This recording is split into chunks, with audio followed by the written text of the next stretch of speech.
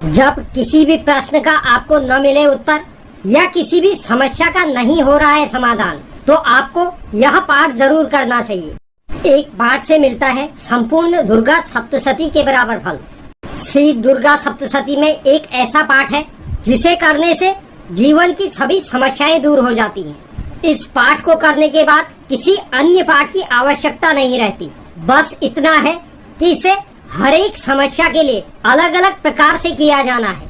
व्यक्ति को अपने जीवन में यश और कीर्ति की प्राप्ति के लिए इस पाठ को किस तरह करना चाहिए, कि छात्रों को विद्या प्राप्ति के लिए इस स्तोत्र का पाठ किस तरह से करना चाहिए, चाहे धन प्राप्ति हो, मुकदमे में जीत हो, रोजगार के लिए हो, शत्रु से रक्षा के लिए हो, स्वास्थ्य के लिए हो, या घर में सुख और शांति के लिए हो, या किसी प्रकार के ऋण की मुक्ति के लिए हो, तो हर एक समस्या में अलग अलग प्रकार से इस पाठ को किया जाना चाहिए।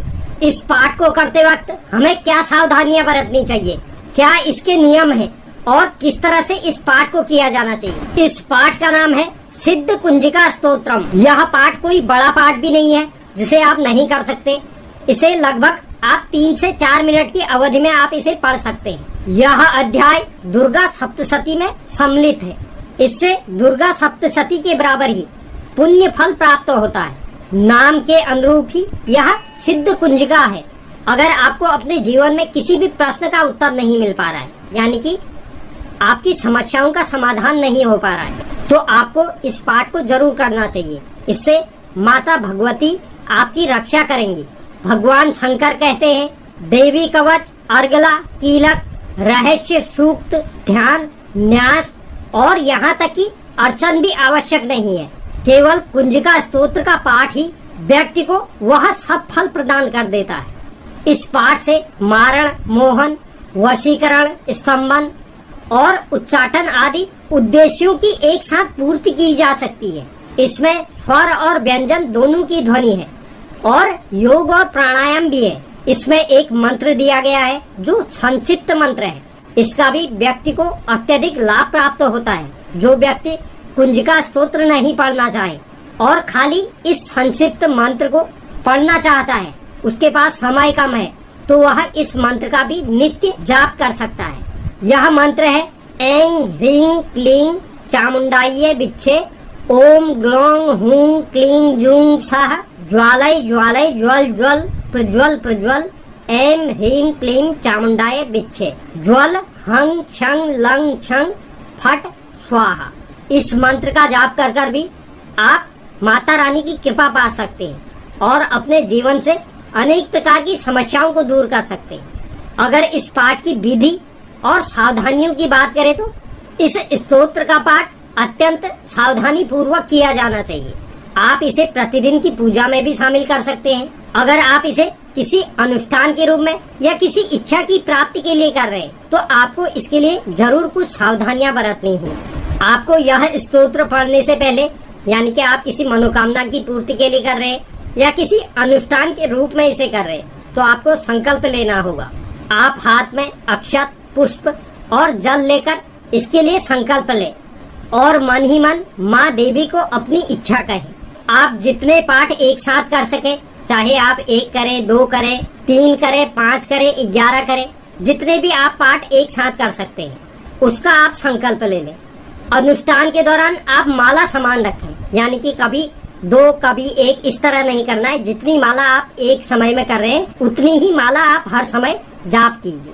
कुंजिका स्तोत्र के अनुष्ठान के दौरान आप जमीन पर शयन करें, ब्रह्मचर्य का पालन करें, प्रतिदिन माता रानी को अनार का भोग लगाएं, लाल पुष्प देवी भगवती में अर्पित करें। सिद्ध कुंजिका स्तोत्र में 10 महाविद्या और 9 देवियों की आराधना है। अगर हम इसके पाठ के समय की बात करें तो आप अगर इसे रात के 9 बजे कर सकते हैं तो यह आपके लिए बहुत उत्तम होगा। इसका मतलब आप इसे 9 से 11:30 के बीच में करते हैं, तो यह समय कुंजिका स्तोत्र पढ़ने का बहुत उत्तम माना गया है। इसके लिए आपको लाल आसन पर विराजमान होना होगा। आपको अपने सामने 2 दिए जलाने होंगे, जिसमें दाएं हाथ में घी का दिया और बाएं हाथ में सरसों का दिया होगा। अब बात करते हैं किस इच्छा की पूर्ति के लिए आपको कितने पाठ करने होंगे। अगर जो छात्र जातक विद्या प्राप्ति के लिए इसे कर रहा है, उस जातक को 5 पाठ इस स्तोत्र के करने होंगे। आपको यह पाठ करने से पूर्व थोड़े से अक्षर लेकर अपने ऊपर 3 बार घुमाकर किताब में रख दें। उसके बाद आप इस पाठ को करें। अगर आप यश और कीर्ति की प्राप्ति के लिए यह पाठ करने जा रहे हैं तब भी आपको 5 पाठ करने होंगे, यानी कि 5 पाठ प्रतिदिन। आप इसे 21 दिन के लिए कर सकते हैं, 41 दिन के लिए कर सकते हैं। अगर आप नवरात्रि के दिनों में इसे कर रहे हैं तो आप इसे 9 दिन के लिए भी कर सकते हैं। यश और कीर्ति की प्राप्ति के लिए 5 पाठ करने हैं और इस पाठ से पूर्व आपने जो माता रानी की पूजा की है उसमें जो पुष्प अर्पित किया है उस लाल पुष्प को आप अपने धन स्थान में रख दें। इससे आपको यश और कीर्ति की प्राप्ति होगी। अगर आप इसे धन प्राप्ति के लिए कर रहे हैं तो आपको प्रतिदिन 9 बार इसका पाठ करना होगा और सफेद तिल से 11 करें। अगर जो जातक मुकदमे में जीत के लिए इस पाठ को करना चाह रहा है, उसमें विजय प्राप्त करना चाहता है, तो आपको प्रतिदिन 7 बार इस स्तोत्र का पाठ करना चाहिए। पाठ के बाद आप एक नींबू काट लें, उसके 2 हिस्से करें। आप इसे घर से बाहर आकर अलग अलग दिशाओं में फेंक दें। इससे आपको निश्चित ही मुकदमे में जीत प्राप्त होगी। अगर आप इसे ऋण मुक्ति के लिए करना चाह रहे हैं तो आपको इसका 7 पाठ प्रतिदिन करने होंगे। आपको इसके पश्चात जौ की 21 आहुतियां देते हुए 11 करें। आपको जिसे पैसा देना है या जिससे पैसा लेना है उसका भी इस समय अवधि में ध्यान करें। अगर आप इसे घर में सुख और शांति के लिए करना चाह रहे हैं तो आपको 3 बार इस पाठ को प्रतिदिन 11 दिन तक, 21 दिन तक या 41 दिन तक करना होगा। इसके पश्चात आप प्रतिदिन मीठा पान माता दुर्गा को अर्पित करें। अगर स्वास्थ्य संबंधित समस्याओं से निजात पाने के लिए आप इसे कर रहे हैं तो आप प्रतिदिन 3 बार इसका पाठ करें और इस पाठ के पश्चात माता रानी को इत्र चढ़ाएं। पूजा होने के पश्चात आप उस इत्र का प्रयोग करें।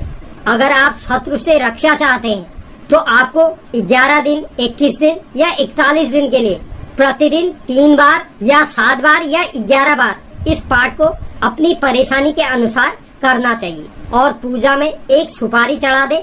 अगले दिन उसे अपने पास सुरक्षित रख लें।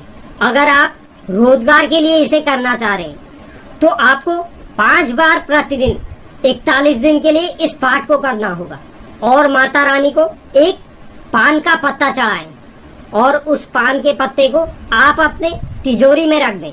अगर आप सर्वबाधा शांति के लिए इसे करना चाह रहे हैं तो आपको प्रतिदिन 3 पाठ 21 दिन या 41 दिन के लिए इसे करना होगा। लौंग के 3 जोड़े 11 पर चढ़ाएं और पूजा में भी आप 3 जोड़ी लौंग रखें और पूजा के पश्चात आप उसे चाय या खाने में उपयोग कर सकते हैं। अगर आप इस तरह से नवरात्रि के दिनों से शुरू कर इस पाठ को करते हैं या अन्य किसी भी शुक्ल पक्ष में इस पाठ को करते हैं, यानी कि आपको शुरुआत शुक्ल पक्ष से करनी है या नवरात्रि से करनी है, तो आप इसे अपनी सुविधा के अनुसार जब भी इस पाठ को करें तो आपको इस तरह से किए गए पाठ का चमत्कारिक परिणाम देखने को मिलेगा। तो आप अपने परेशानी, अपनी मनोकामना की पूर्ति के लिए अपने अनुसार इस पाठ को कर सकते हैं। तो उम्मीद करता हूँ यह जानकारी आपको पसंद आई होगी। जो भी दर्शक चैनल पर नए हैं, चैनल को आप जरूर सब्सक्राइब कीजिए, साथ ही साथ बेल नोटिफिकेशन में ऑन कर लीजिए, जिससे चैनल पर अपलोड होने वाली हर एक वीडियो का नोटिफिकेशन आपके पास सबसे पहले पहुंचे।